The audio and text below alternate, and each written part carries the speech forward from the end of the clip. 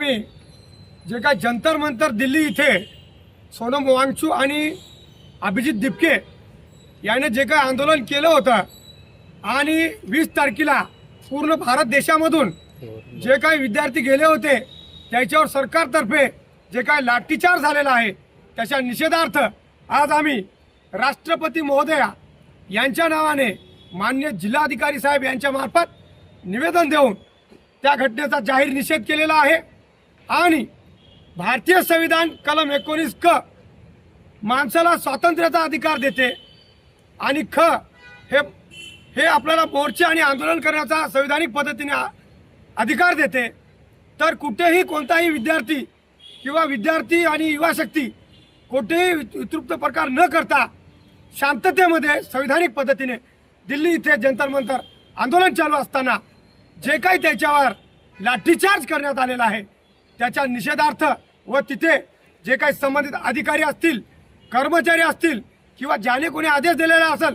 त्याची निष्पक्ष जांच करून त्याच्यावर भारतीय संविधान व मानव अधिकारानुसार जे काही गुन्हे दाखल करण्यात यावे अशी आमची विनंती माननीय